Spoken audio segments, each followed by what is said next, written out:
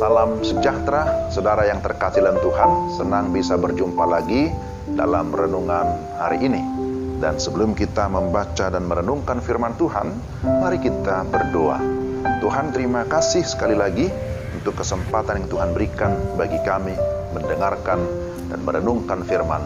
Kami membutuhkan pertolongan arah Allah Roh Kudus sehingga kami dapat memahami firman-Mu dengan baik. Dalam nama Tuhan Yesus kami sudah berdoa. Amin. Saudara yang dikasihi Tuhan, mari kita membuka Alkitab kita. Yesaya pasal 50, ayat 4 dan ayat yang kelima. Saya bacakan demikian firman Tuhan. Tuhan Allah telah memberikan kepadaku lidah seorang murid, supaya dengan perkataan aku dapat memberi semangat baru kepada orang yang letih lesu. Setiap pagi ia mempertajam pendengaranku untuk mendengar seperti seorang murid. Tuhan Allah telah membuka telingaku, dan aku tidak memberontak, tidak berpaling ke belakang. Demikian pembacaan firman Tuhan, Yesaya 50 ayat 4-5. Renungan kita saya beri tema hidup dalam ketaatan. Saudara yang terkasih dalam Tuhan, setiap orang tua mengharapkan agar anaknya hidup dalam ketaatan. Baik juga ketaatan terhadap Tuhan, juga ketaatan kepada orang tua sendiri. Seorang guru juga mengharapkan muridnya agar hidup dalam ketaatan. Seorang pendeta pasti juga mendoakan dan mengharapkan supaya anggota jemaatnya hidup di dalam ketaatan.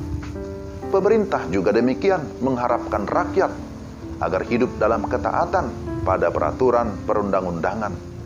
Demikian juga Tuhan menghendaki agar umatnya hidup dalam ketaatan akan firman.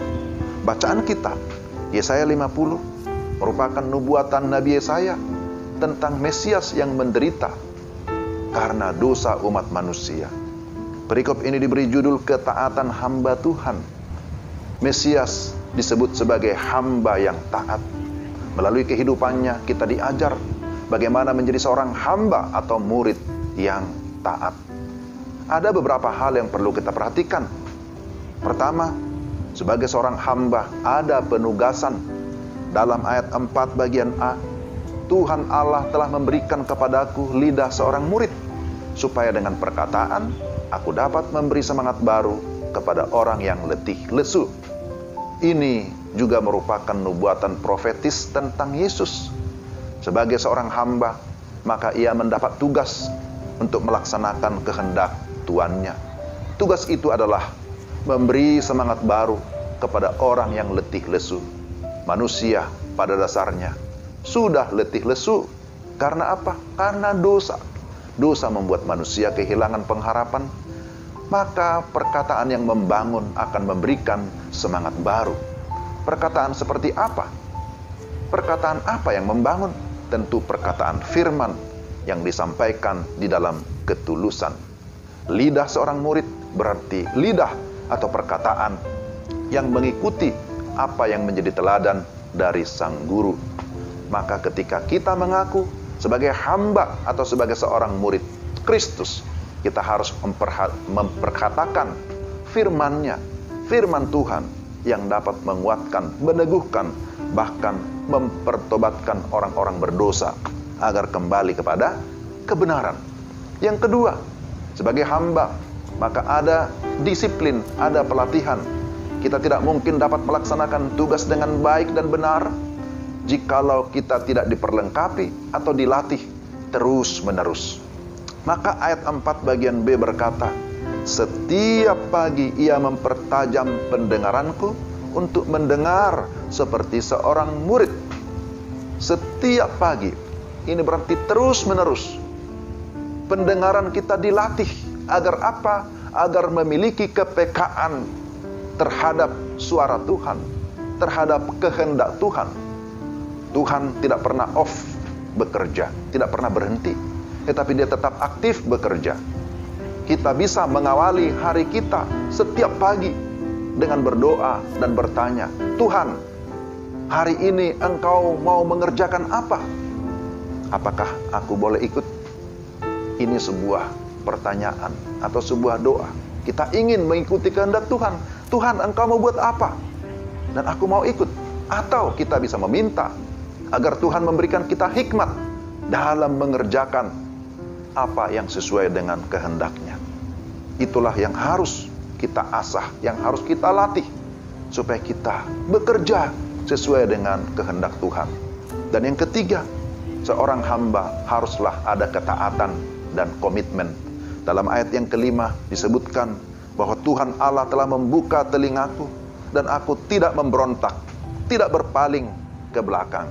Tidak memberontak dan tidak berpaling ke belakang. Bahkan ayat yang ke-6 dikatakan, aku memberi punggungku kepada orang-orang yang memukul aku. Bagian ini berbicara tentang ketaatan penuh kepada pimpinan Tuhan. Sekalipun ada penderitaan, sekalipun ada tantangan, tetapi tetap akan menjalani semua tugas itu dengan komitmen. Kekuatan kita dalam menjalani tugas adalah ketika kita sungguh-sungguh bersandar kepada Allah, memohon kekuatannya. Kita senantiasa berlutut di hadapan Tuhan. Ada ungkapan yang sangat menjadi berkat, berbunyi seperti ini, bahwa orang yang berlutut di hadapan Tuhan akan bisa berdiri tegak berhadapan dengan orang lain.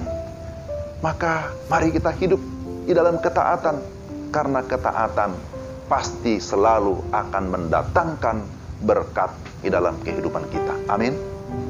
Mari kita berdoa. Tuhan, terima kasih untuk firman. Firman-Mu sangat menguatkan dan meneguhkan kami.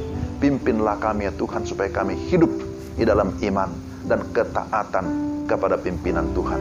Supaya kami menyadari bahwa kami sesungguhnya hanyalah seorang hamba, seorang murid yang memang harus taat kepada Tuhan, yang harus tunduk kepada Sang Guru yang sudah memilih kami.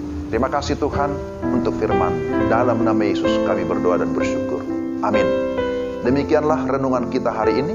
Kiranya Tuhan menolong kita menjalani hari-hari kita di dalam segala ketaatan kepada kehendak-Nya. Shalom.